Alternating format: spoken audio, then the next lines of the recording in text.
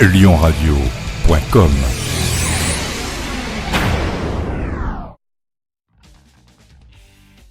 Bonsoir. Le sujet fait débat dans toute la France. Doit-on légaliser le mariage homosexuel ? Plus de 50% des Français se disent favorables à ce projet de loi. Quant à l'autre moitié, elle est contre ou elle n'a pas d'avis. Des manifestations sont en ce moment organisées dans toute la France par des associations de défense des droits des homosexuels et par des assos anti-mariage gay. Ce soir, pour vous, chers auditeurs, nous avons décidé de réunir au téléphone différentes personnalités représentant toutes un parti ou une association. Et pour répondre à mes premières questions, j'accueille Marc Coatena, qui est secrétaire national aux questions de société au Parti Socialiste. Alors Marc Coatena, tout d'abord j'ai une petite question. Pourquoi est-ce que ce projet de loi visant à rendre légal le mariage homosexuel tient-il tant à cœur au Parti Socialiste ? Pour nous, c'est une question de principe. C'est-à-dire, c'est d'ailleurs le sens de l'histoire à gauche. Il y a déjà eu avec François Mitterrand des avancées en matière de lutte contre les discriminations liées à l'orientation sexuelle. Ça a été la fin de la pénalisation des relations homosexuelles en 81, mais ça a été aussi Lionel Jospin en 99 avec le PAC, avec François Hollande en 2013 et le Parti Socialiste. C'est l'exigence d'égalité qui est devant la loi de la République au cœur de notre engagement pour que tous les citoyens aient au moins le choix de se marier, ce qui n'est pas le cas aujourd'hui suivant l'orientation sexuelle. Et puis nous voulons aussi permettre qu'il y ait une loi protectrice pour les enfants. C'est ce qui sera contenu dans la loi mariage et adoption pour tous. Il s'agit bien là de protéger les enfants qui aujourd'hui n'ont pas cette même protection suivant qu'ils soient élevés par des couples hétérosexuels ou homosexuels, notamment en cas de séparation du couple, soit par une séparation conjointe, soit par un décès. On se retrouve aujourd'hui dans des situations inextricables. C'est le sens de ce que nous voulons porter à travers cette loi. Mais alors est-ce que vous pensez que quand cette loi sera passée, l'homophobie disparaîtra ? On le croit profondément, je le crois en tout cas moi profondément, c'est là aussi le sens d'une meilleure acceptation dans notre société et ce qui a pu être un élément déclenchant important, ça a été notamment le Pacs. Ce qui est un paradoxe, c'est de voir que le Pacs aujourd'hui signé par deux personnes de sexe opposé dans une très large majorité et dans une petite proportion, ce sont des couples de même sexe, mais ça a eu un élément déclencheur dans l'opinion qui fait qu'il y a une meilleure acceptation. Et la loi que nous allons voter en 2013 sur le mariage et l'adoption sera un élément supplémentaire d'acceptation par la société. Ça se vérifie dans tous les pays d'ailleurs qui ont accepté de promouvoir de telles lois. Ça ne veut pas dire qu'il n'y aura plus d'homophobie, pas plus qu'il n'y a d'absence malheureusement de racisme ou d'antisémitisme. Ça ne veut pas dire ça, mais on est dans un mouvement de fond qui fait que l'acceptation des différences nourrit et enrichit la République à travers des lois qui sont promues par la gauche. Alors vous n'êtes pas sans savoir qu'en France, régulièrement, il y a de nombreuses manifestations qui vont contre ce projet de loi. Est-ce que vous pensez que malgré cette contestation assez importante, la loi va quand même passer ? Alors moi je comprends qu'on ne soit pas du même avis que les socialistes et que celles et ceux qui défendent ce projet. Je le comprends, je le respecte, j'entends les arguments, dès lors que ces mêmes arguments soient respectueux des hommes et des femmes dont on est en train de parler. C'est pas toujours le cas. Et moi je veux que ce débat, le Parti Socialiste veut que ce débat soit d'une sérénité et d'un enjeu à la hauteur, que nous ne soyons pas à insulter des hommes et des femmes qui font famille avec les enfants. Donc moi je pense qu'effectivement on peut avoir un avis différent, mais on doit l'exprimer dans la sérénité et quelle que soit la puissance des conservatismes et des réticences, la détermination du président de la République, celle du Parti Socialiste, de la gauche plus largement, elle est bien de promouvoir cette loi au nom de l'égalité. Donc oui, elle sera adoptée en 2013. Alors, est-ce que vous pensez que toutes les personnes qui s'élèvent contre cette loi, dans les manifestations, sur Internet, dans les médias, sont forcément homophobes ? Non, je ne veux pas dire qu'ils soient tous homophobes. Ce ne serait pas respectueux de leur opinion. Il y a dans notre société des courants de pensée conservateurs. Ceux-là sont à écouter, à entendre, à convaincre, dès lors qu'on veut convaincre. Ce qui est condamnable, c'est les courants homophobes, les expressions homophobes, comme celles qui sont racistes ou antisémites. Mais cela représente, et heureusement, une part infime de ce qui peut s'opposer. Mais c'est d'autant plus infime que c'est dit violemment, et donc c'est évidemment à la fois condamnable, mais à remettre dans une juste proportion qui est est celle du combat que nous devons tous mener. Qu'on soit pour ou contre, on doit ne jamais excuser les excès. Eh bien, merci à vous, Marc Coatena. Pour rappel, vous êtes secrétaire national aux questions de société au Parti socialiste. Je vous en prie. Dans la suite de notre débat, je reçois Pascal Lénoanic, qui est secrétaire général du Parti de gauche. Alors tout d'abord, une première question. Quelle est la position du Parti de gauche dans ce projet de loi ? Et on est depuis la campagne présidentielle, avant j'ai envie de dire pour le Parti de gauche, mais au moment de la campagne présidentielle, on a publié un programme qui s'appelle l'Humain d'abord, et dedans il y avait l'affirmation de la reconnaissance du droit au mariage et à l'adoption pour les couples de même sexe, de la même manière que nous sommes favorables à la PMA pour les couples de lesbiennes. Et alors pourquoi le Parti de gauche prend-il cette position ? Parce que il y a toujours eu une corrélation politique à gauche dans le mouvement féministe, le mouvement républicain, sur le fait que l'évolution de la société nécessite des conquêtes tant au niveau civique qu'au niveau social. Il n'y a pas de dissociation, il n'y a pas de hiérarchie. Il y a aujourd'hui besoin de conquérir de nouveaux droits pour l'égalité, pour une partie de la population, et surtout pas au détriment d'une autre partie de la population. Faites-vous partie de ceux qui pensent que tous ceux qui sont contre ce projet de loi sont forcément homophobes ? Pas forcément, mais il y en a. Et la difficulté aujourd'hui de ceux qui se mobilisent contre, c'est qu'ils libèrent aussi une parole homophobe. Il faut pas faire, on parle d'être humain quand on dit on est contre, c'est-à-dire que vous dites ouvertement, publiquement à une partie de la population, vous n'avez pas vocation à avoir les mêmes droits que les autres. Et derrière ça, oui, il y a aujourd'hui des personnes, je dis pas toutes, parce que je refuse de confondre les interrogations légitimes d'une partie de la population avec certains courants extrémistes, je veux penser à Civitas ou à d'autres, qui sont ouvertement homophobes et qui pensent que c'est une maladie et autres. Et de ce point de vue-là, il faut quand même comprendre que les gens souffrent aujourd'hui de cette homophobie.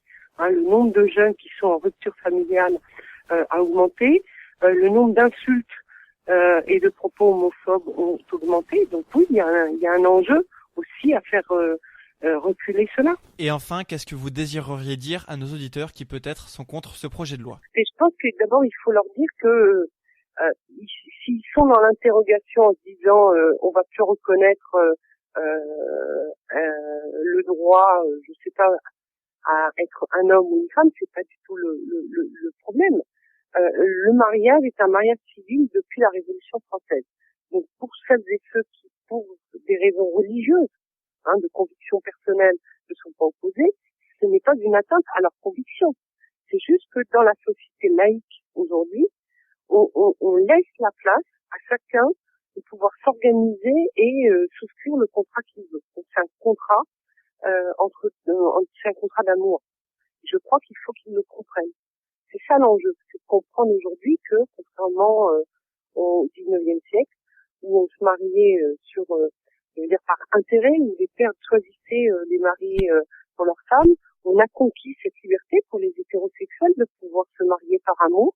Et il faut prendre la mesure de ce changement et dire que puisque c'est un mariage d'amour, il faut laisser ce droit à toute personne, quelle que soit sa sexualité. D'accord, merci d'avoir répondu à mes questions. Désormais, on accueille le plus grand détracteur du mariage homosexuel en France. Il s'appelle Alain Escada et il est président de l'association Civitas. Cette association a pour but de défendre le point de vue des catholiques dans les questions sociales actuelles. Alors, première question, pouvez-vous présenter les actions de Civitas en France ? Les actions de Civitas, Civitas est un mouvement qui a pour but de faire entendre la voix des catholiques dans la société. Donc pour nous, il s'agit d'intervenir dans tous les débats de société dans lesquels les catholiques portent un regard distinct. Donc bien sûr tout ce qui a trait à la famille, à la morale, mais aussi bien sûr tout ce qui a trait à la défense de la foi. Donc c'est la raison pour laquelle nous sommes par exemple intervenus contre des spectacles blasphématoires. C'est la raison pour laquelle nous pouvons aussi intervenir donc dans l'opposition à un projet de loi qui dénature le mariage et la parenté. Mais alors pourquoi pensez-vous que le mariage homosexuel dénature le mariage traditionnel ?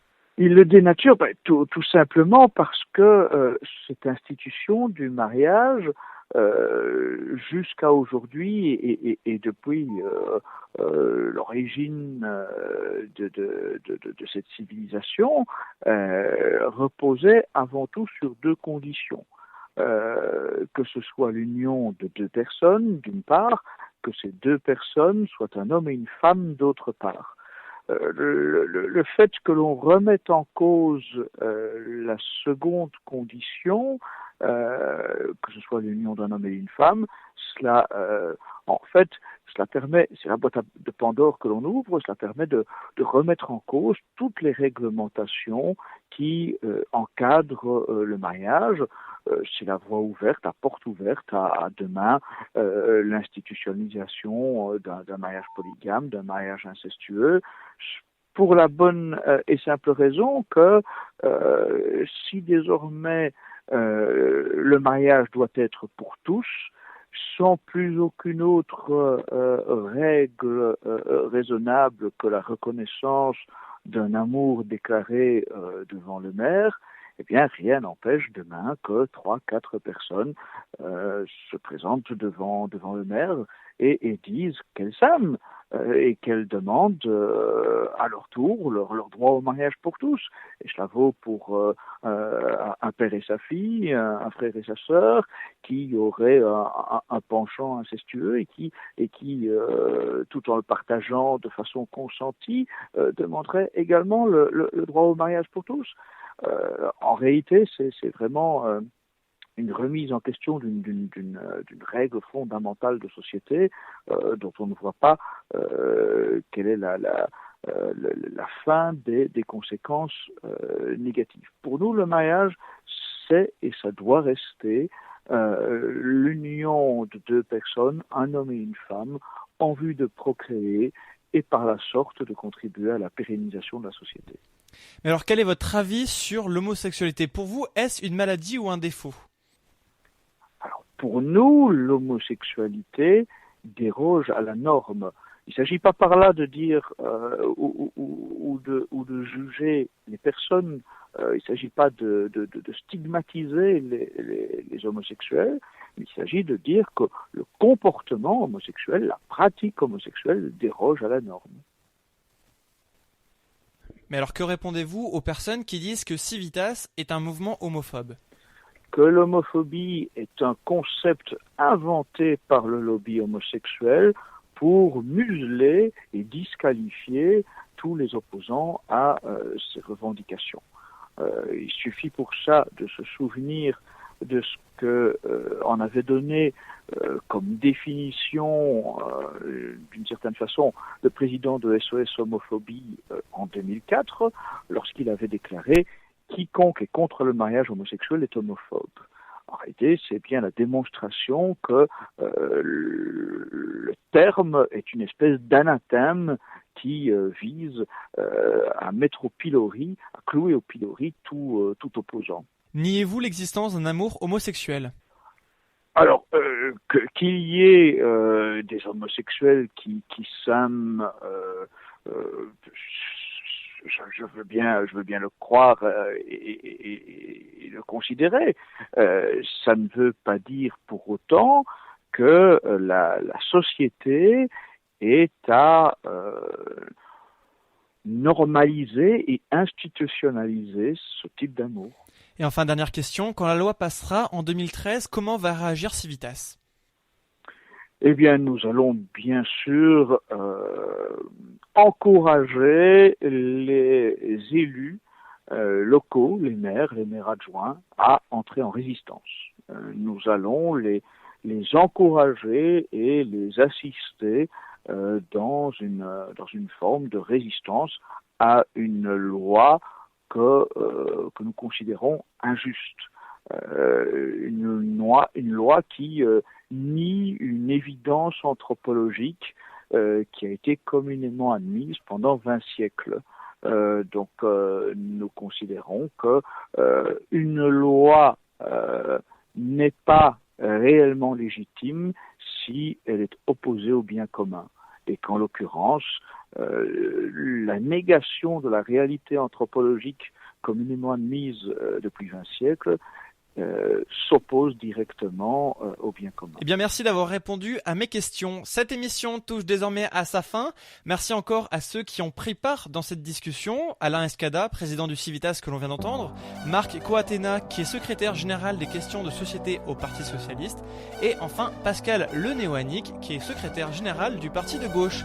Restez branchés sur le radio, sur la suite du son, le meilleur du rock. Quant à moi, je vous retrouve très bientôt pour une nouvelle émission.